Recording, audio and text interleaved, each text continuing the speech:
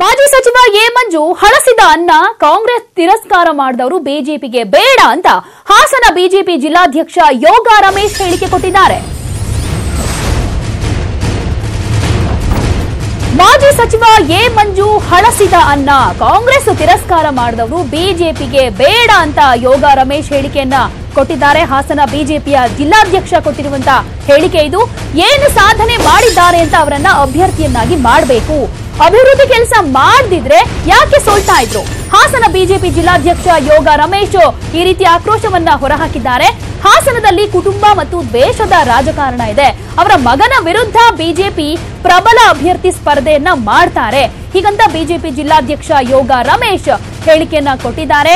A Manju BJP ಅಭ್ಯರ್ಥಿ ಆಗೋದಿಲ್ಲ, ಆದ್ರೆ ವರಿಷ್ಠರ ನಿರ್ಧಾರ, ಯಾವುದೇ ಅಭ್ಯರ್ಥಿ ಹಾಕಿದ್ರು ಕೂಡ ನಾವು ಕೆಲಸ ಮಾಡ್ತೀವಿ.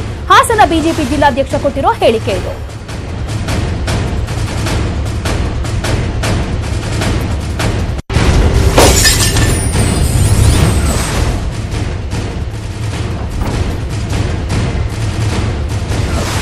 ಹಾಸನ ಬಿಜೆಪಿ ಜಿಲ್ಲಾಧ್ಯಕ್ಷ ಕೊಟ್ಟಿರುವಂತಹ ಹೇಳಿಕೆ ಇದು. ಅದು ಕೂಡ ಎ ಮಂಜು ವಿರುದ್ಧ. ಅವರೇನಾದ್ರೂ ಬಿಜೆಪಿಗೆ ಬಂದು ಸ್ಪರ್ಧೆ ಮಾಡ್ತೀನಿ ಅಂದ್ರೆ ಅದು ನಮ್ಗೆ ಇಷ್ಟ ಇಲ್ಲ, ಒಂದ್ ರೀತಿ ಹಳಸಿದ ಅನ್ನ ಅವರು ಈಗ ಅಂತ ಹೇಳಿಕೆ ಕೊಟ್ಟಿದ್ದಾರೆ.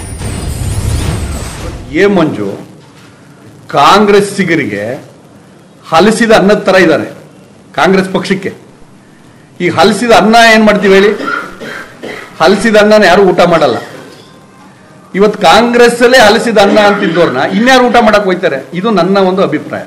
ಒಬ್ಬ ಕಾಂಗ್ರೆಸ್ಸಿಗರಾಗಿ ಇವತ್ತು ಎ ಮಂಜು ಅವರು ಟಿವಿಲಿ ಇವತ್ತು ನಾನು ದೇವೇಗೌಡರು ಕುಟುಂಬ ರಾಜಕಾರಣದ ವಿರುದ್ಧ ನಾನು ಅದು ಮಾಡಿದೀನಿ, ಇದು ಮಾಡ್ತೀನಿ, ಅದನ್ನ ವಿರೋಧ ಮಾಡ್ತೀನಿ ಅಂತ ಹೇಳ್ತಿದ್ದಾರೆ ಹೊರತು ಹಿಂದೆ ಇವರು ಎ ಮಂಜು ಅವರು ಪಕ್ಷಾಂತರ ಮಾಡೋದಲ್ಲಿ ಕರ್ನಾಟಕದಲ್ಲಿ PhD ಮಾಡಿರೋರು.